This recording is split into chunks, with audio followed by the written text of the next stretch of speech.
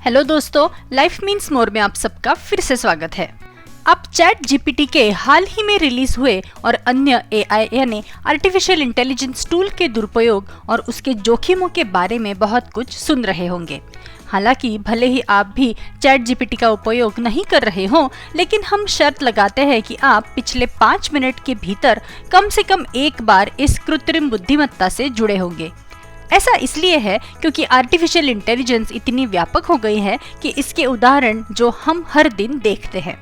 यहाँ artificial intelligence के 8 सबसे आम रोजाना जीवन में उपयोगी उदाहरण दिए गए हैं, जिन पर हम इस वीडियो में नजर डालने वाले हैं।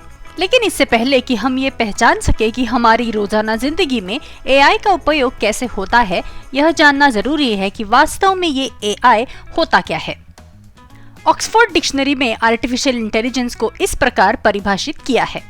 आर्टिफिशियल इंटेलिजेंस वह है जिसके द्वारा एक कंप्यूटर सांख्यिकीय विश्लेषण के माध्यम से डेटा पर कार्य करने में सक्षम होता है, जो इसे विशेष रूप से डिजाइन किए गए एल्गोरिदम के माध्यम से डेटा को समझने, विश्लेषण करने और सीखने में सक्षम बनाता है। यह एक स्वचालित प्रक्रिया है। कृत्रिम रूप से इंटेलिजेंट मशीन्स व्यवहार पैटर्न को याद रख सकती है और उन व्यवहारों के अनुरूप अपनी प्रतिक्रियाओं को अनुकूलित कर सकती है या उनमें बदलाव कर सकती है। एआई में सबसे जरूरी मशीन लर्निंग, डीप लर्निंग और नेचुरल लैंग्वेज प्रोसेसिंग होते हैं। मशीन लर्निंग वह प्रक्रिया है जिसके द्वारा मशीनें सीखती है कि संरचित डेटा सेट मनुष्य और एल्गोरिदम से चल रहे फीडबैक के आधार पर बेहतर प्रतिक्रिया कैसे दी जाए। डीप लर्निंग को अक्सर अधिक उन्नत प्रकार का एमएल माना जाता है, क्योंकि ये प्रतिनिधित्व के माध्यम से सीखता है, लेकिन इसमें डेटा को संरचित करने की आवश्यकता नहीं होती है। नेचुरल लैंग्वेज प्रोसेसिंग मतलब प्राकृतिक भाषा प्रसंस्करण कंप्यूटर विज्ञान में एक भाषा का उपकरण है। यह मशीनों को मानव भाषा को पढ़ने और व्याख्या करने में सक्षम बनाता है। एनएलपी कंप्यूटर को मानव भाषा को कंप्यूटर इनपुट में अनुवाद करने की अनुमति देता है। चलिए देखते हैं आर्टिफिशियल इंटेलिजेंस के 8 उदाहरण जो हम हमारी रोजमर्रा की जिंदगी में कई बार देखते हैं। नंबर 1, मैप्स और नेविगेशन। एआई की वजह से यात्रा में काफी सुधार आ गया है। कागजी नक्शे या दिशाओं पर निर्भर रहने के बजाय अब आप अपने फोन पर गूगल या एप्पल के मैप्स का उपयोग कर सकते हैं और अपनी यात्रा आसान बना सकते हैं। तो इस एप्लीकेशन को कैसे पता चलता है कि कहाँ जाना है, और इसके अलावा इष्टतम मार्ग, सड़क की बाधाएं और रास्तों में रहने वाली भीड़ ये कैसे पहचान सकता है। बहुत पहले केवल उपग्रह आधारित जीपीएस उपलब्ध था, लेकिन अब उपयोगकर्ताओं को और बेहतर, अधिक अच्छा अनुभव देने के लिए नेविगेशन के प्रयोगों में एआई को शामिल किया जा रहा है। मशीन लर्निंग का उपयोग करते हुए एल्गोरिदम इमारतों के किनारों को याद रखता है जो उसने सीखा है, जो मैप्स पर बेहतर दृश्य और घरों की संख्याओं की पहचान और समझ की अनुमति देता है।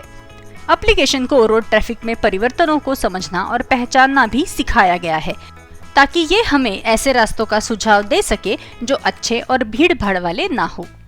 नंबर 2, फेशियल डिटेक्शन और रिकॉग्निशन। तस्वीरें लेते समय हमारे चेहरे पर वर्चुअल फिल्टर का उपयोग करना और हमारे फोन को अनलॉक करने के लिए फेस आईडी का उपयोग करना एआई के 2 उदाहरण हैं जो अब हमारे दैनिक जीवन का हिस्सा बन गए हैं। फेशियल डिटेक्शन में चेहरे को पहचानना शामिल है, जिसका अर्थ है कि किसी भी मानव चेहरे की पहचान की जा सकती है। फेशियल रिकॉग्निशन में किसी भी व्यक्ति की पहचान की जाती है, जैसे हम पासवर्ड का प्रयोग करते हैं। फेशियल डिटेक्शन और रिकॉग्निशन का उपयोग सरकारी सुविधाओं और हवाई अड्डों द्वारा निगरानी और सुरक्षा के लिए भी किया जाता है। नंबर 3, टेक्स्ट एडिटर्स और ऑटो करेक्टर। क्या आपने कभी ब्लॉग लिखते वक्त आपकी भाषा को जांचने के लिए ग्रामरली जैसे टूल का उपयोग किया है? ये एआई का एक उदाहरण है। एआई एल्गोरिदम भाषा के गलत उपयोग की पहचान करने और वर्ड प्रोसेसर, टेक्सटिंग एप्स और हर दूसरे लिखित माध्यम में सुधार का सुझाव देने के लिए मशीन लर्निंग, डीप लर्निंग और नेचुरल लैंग्वेज प्रोसेसिंग का उपयोग करते हैं। भाषा तज्ञ और कंप्यूटर वैज्ञानिक मशीनों को व्याकरण सिखाने के लिए मिलकर काम करते हैं, ठीक वैसे ही जैसे आपको स्कूल में पढ़ाया जाता है। एल्गोरिदम को उच्च गुणवत्ता वाले भाषा डेटा के माध्यम से सिखाया जाता है, इसलिए जब आप अल्पविराम का गलत उपयोग करते हैं तो टेक्स्ट एडिटर्स आपकी गलती को पकड़ लेते हैं। नंबर 4, सर्च और सुझाव एल्गोरिदम। जब आप कोई फिल्म देखना चाहते हैं या ऑनलाइन खरीदारी करना चाहते हैं तो क्या आपने कभी नोटिस किया है कि आपको सुझाए गए आइटम अक्सर आपकी रुचियों या आपकी खोज से मेल खाते हैं? इन स्मार्ट प्रणालियों ने आपकी ऑनलाइन एक्टिविटी का अनुसरण करके समय के साथ आपके व्यवहार और रुचियों को जान लिया है। डेटा को फ्रंट एंड पर एकत्र किया जाता है और मशीन लर्निंग और डीप लर्निंग के माध्यम से उसे संग्रहित और उसका विश्लेषण किया जाता है। फिर यह आमतौर पर आपकी प्राथमिकताओं का अनुमान लगाने में सक्षम होता है और उन चीजों के लिए आपको सुझाव देते हैं जिन्हें आप खरीदना चाहते हैं या देखना चाहते हैं। Number 5, chatbots. किसी भी कंपनी में ग्राहक सेवा यानी कस्टमर केयर का अपने ग्राहकों के साथ ज्यादा समय तक बातचीत करना काफी समय लेने वाला और तनावपूर्ण हो सकता है, लेकिन कंपनियों के लिए यह एक बहुत जरूरी विभाग होता है जो आमतौर पर महंगा पड़ता है और उनका प्रबंधन करना भी कठिन हो जाता है। इस बात को हल करने के लिए आजकल कंपनी AI चैटबॉट्स का उपयोग करती है। प्रोग्राम किए गए एल्गोरिदम मशीनों को अक्सर पूछे जाने वाले प्रश्नों का उत्तर देने, ऑर्डर लेने और ट्रैक करने और सीधे कॉल करने में सक्षम बनाते हैं। चैटबॉट्स को प्राकृतिक भाषा प्रसंस्करण यानी NLP के माध्यम से ग्राहक प्रतिनिधियों की बातचीत शैली का अनुकरण करना सिखाया जाता है। एडवांस्ड चैटबॉट्स को अब इनपुट के विशिष्ट प्रारूपों की भी आवश्यकता नहीं होती। वे विस्तृत प्रतिक्रिया की आवश्यकता वाले कठिन प्रश्नों का उत्तर भी दे सकते हैं। वास्तव में यदि आप किसी चीज के लिए खराब रेटिंग देते हैं तो बॉट अपनी गलती की पहचान करता है और अगली बार इसे सुधारता है, जिससे अधिकतम ग्राहक संतुष्टि सुनिश्चित होती है। Number 6, digital assistant. जब हम बहुत बिजी होते हैं तो हम अक्सर अपना कोई काम करने के लिए डिजिटल सहायक यानी डिजिटल असिस्टेंट को आदेश देने का सहारा लेते हैं। जब आप गाड़ी चला रहे हो तो आप AI असिस्टेंट से अपने घर पर कॉल करने के लिए कह सकते हैं।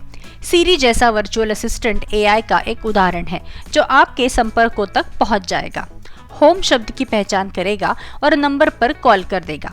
ये असिस्टेंट NLP, ML, सांख्यिकीय विश्लेषण और एल्गोरिदम का उपयोग करके यह तय करते हैं कि आप क्या मांग रहे हैं और वे आपके लिए उचित परिणाम प्राप्त करने का प्रयास करते हैं। वॉइस और इमेज सर्च भी लगभग एक ही तरह से काम करते हैं। Number 7, social media. Social media application अपने डेटा की निगरानी करने, कनेक्शन का सुझाव देने और उपयोगकर्ताओं को विज्ञापन देने के साथ साथ कई अन्य कार्यों के लिए AI का उपयोग कर रहे हैं ताकि यह सुनिश्चित किया जा सके कि आप हमेशा उनसे जुड़े रहें। AI एल्गोरिदम कीवर्ड पहचान और इमेज रिकॉग्निशन के माध्यम से नियम और शर्तों का उल्लंघन करने वाले समस्याग्रस्त पोस्ट को पहचान सकता है और उसे तुरंत हटा सकता है। डीप लर्निंग का तांत्रिक नेटवर्क आर्किटेक्चर इस प्रक्रिया का एक महत्वपूर्ण घटक है। सोशल मीडिया कंपनियां जानती है कि उनके उपयोगकर्ता उनके लिए सबसे जरूरी है, इसलिए वे उन उपयोगकर्ताओं को अलग अलग कंपनियों से जोड़ने के लिए AI का उपयोग करते हैं जिन्होंने उनकी प्रोफाइल को प्रमुख लक्ष्य के रूप में पहचाना है। और नंबर 8, ई-पेमेंट। हर बार पैसों के लेन देन के लिए बैंक में जाना समय की भारी बर्बादी है और AI इसमें भी एक प्रमुख भूमिका निभा रहा है। बैंक अब भुगतान प्रक्रियाओं को सरल बनाकर ग्राहकों की सुविधा के लिए AI का लाभ उठा रहे हैं। इंटेलिजेंट एल्गोरिदम ने सुरक्षा, पहचान प्रबंधन और गोपनीयता नियंत्रण के लिए AI का लाभ उठाते हुए पैसे जमा करना, ट्रांसफर करना और यहाँ तक कि बैंक में कहीं से भी खाता खोलना संभव बना दिया है। यहाँ तक कि उपयोगकर्ताओं के क्रेडिट कार्ड खर्च पैटर्न को देखकर संभावित धोखाधड़ी का भी पता लगाया जा सकता है। ये भी AI का एक बड़ा उदाहरण है। एल्गोरिदम को पता होता है कि उपयोगकर्ता किस प्रकार के उत्पादन खरीदता है, वे आमतौर पर कब और कहां से खरीदता है और वे किस मूल्य के वर्ग में आते हैं। जब भी कोई असामान्य गतिविधि होती है तो AI सिस्टम लेन देन को रोकने के लिए ग्राहकों को अलर्ट कर सकता है। तो ये उदाहरण बताते हैं कि AI की चर्चा हर जगह क्यों होती है, इसका उपयोग हर जगह क्यों किया जाता है। हमारे दिन का लगभग हर हिस्सा AI से प्रभावित होता है। ये सूची बहुत लंबी है, लेकिन AI के ये 8 उदाहरण बताते हैं कि ये क्या है और हम इसका उपयोग रोजाना जिंदगी में आसानी से कैसे कर लेते हैं। तो आज के लिए इतना ही। वीडियो को जरूर लाइक कीजिए और शेयर कीजिए और मेरे चैनल को सब्सक्राइब करना ना भूलें। Keep watching. Thank you.